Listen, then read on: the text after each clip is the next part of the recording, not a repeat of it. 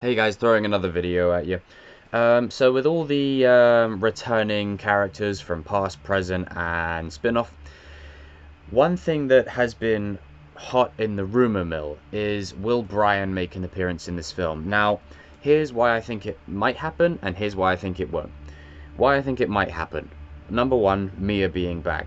For Mia to come back and Brian to not be anywhere, it makes no sense in the context of the characters. You know, you wouldn't just have Brian saying, you know what, I'm gonna chill at home. I'm gonna sit at home, you know, having a picnic. You know, I'm not gonna join my brother when he needs my help. You know, so I don't buy that. I don't buy that Brian would sit there on the wayside doing nothing. So I like to think that they're going to have a key part of the story explaining his absence and why he's not there. Um, but if they don't have him, this is why I think they might not have him. Just because if you put him in as a cameo, you kind of you're forced to make a decision whether you need to put him in more or have him in less.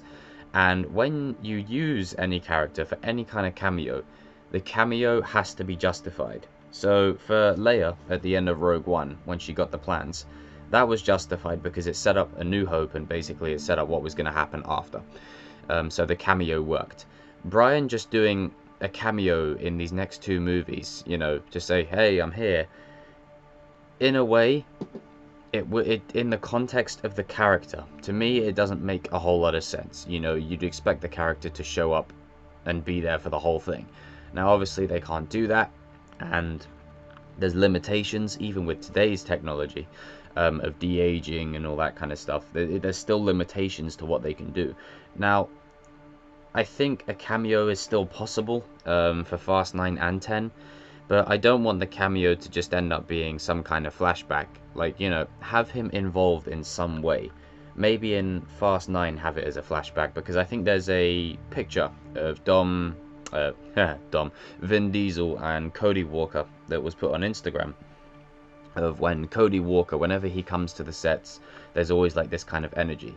Now, in the farmhouse that's now basically endgame for Dom Toretto, there is a frame of a car. Now, if you remember back in Fast and Furious 1, the very first one, Dom tells Brian a story about his dad and about the crash and about what he did after.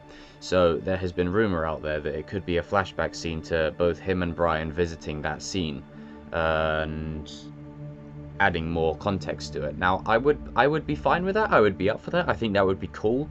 It would also be a nice little callback to that conversation they had, where I think they really understood each other on a bit more of a deeper level. You know, when Dom says to him, you know, it's not the mortgage, it's not the store, it's not my team. It's, you know, for those 10 seconds or less, I'm free. And I think that's where him and Brian really bonded. So if you're going to bring Brian back in any capacity, for any kind of scene, you need the scene to have meaning. You don't just want to bring him in there to say, yeah, he's here.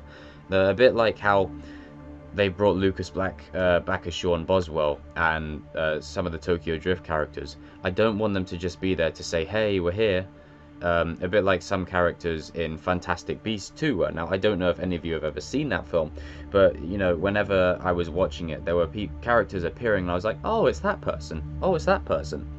I don't want to sit there and be doing that. I want to sit there and, you know, see what we're adding. You know, what are we adding to these characters? You know, what are we revealing? What are we telling? What are we giving the audience that we haven't shown them before?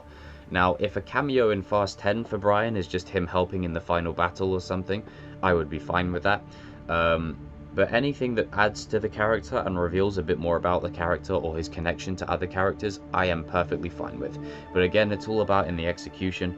In Fast 7, it was very noticeable when Brian was absent, and for me, it really stuck out like a sore thumb at the final battle, before the final battle back in LA, when the crew are standing and they're looking out over the city and they're discussing the plan, and then Dom says, I'll handle Shaw. You know, Brian is too quiet. Like, the Brian we know would not be saying, you know, he'd be saying, you know, I'm going to do it with you.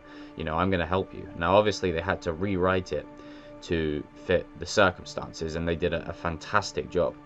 And, you know, with each Fast and Furious film, I miss Paul Walker a little bit more. Just his energy, his charm, his smile, his wit. You know, and I always sending major love to his family. and everyone that knew him. You know, growing up with these movies as a kid, you know, what back in the day, you know, trying to struggle getting that working, you know, he's like, shut up, slams the laptop screen down and then hits the NOS again.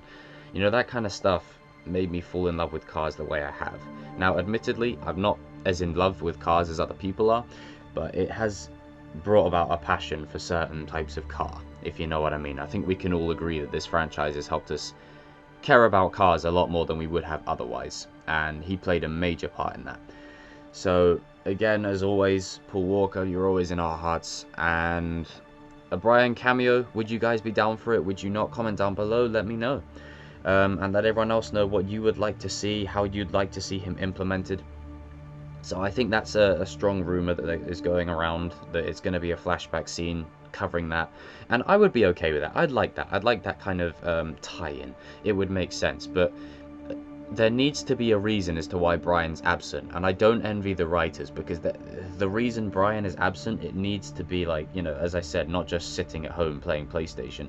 He needs to have an excuse to not be there, because there's no way on earth he would send Mia to go and fight Dom's brother and he would sit at home. So there needs to be some kind of explanation for that. And same with Hobbs and Shaw. Where was Owen Shaw? I think it was hinted that, you know, Brixton said, "Oh, I got you to kill your brother." I don't think he meant Owen. I really don't. So I'm hoping that they actually confirm or deny what happened to Owen Shaw in the next Hobbs and Shaw film, or another Fast film, if you know what I mean. Because I think this is set after the Hobbs and Shaw film, so, you know, if any of the Shaw characters appear, then you know they're safe. But anyway, guys and girls, leave your comments down below, let me know what you think.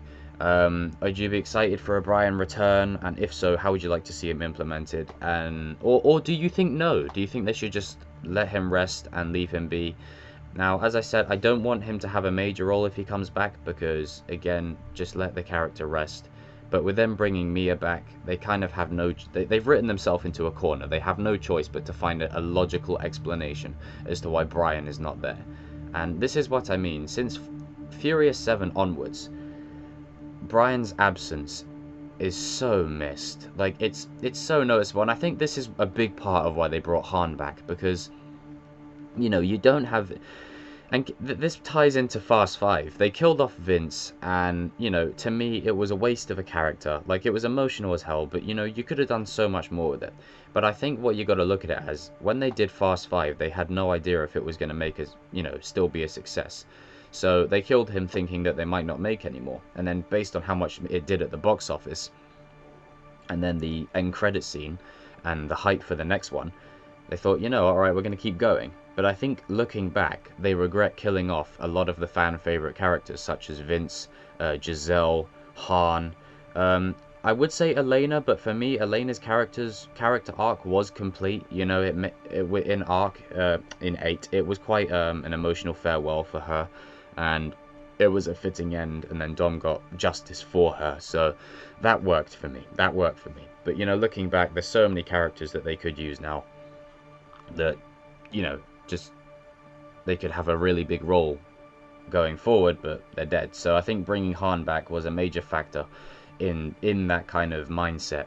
And also the fans wanted it, and the fans now have it. So I hope they execute that well, and I hope this film ends up being good. I mean, mindless action. You have a car swinging round a mountainside like it's Indiana Jones. Like, it's these movies stop making sense after Fast 5. You know, I watch them mostly just to be entertained now. I don't really dwell on the street racing element anymore. Like, it hasn't been that for years now. Like, they throw in the odd race there just to remind you what it was about originally, but it had to evolve to stay fresh. So I give them that, and to keep coming up with something new each time, always outdoing the last film. You now have rocket cars. We are one film away from space. It's happening, people. It's happening. Ride or die.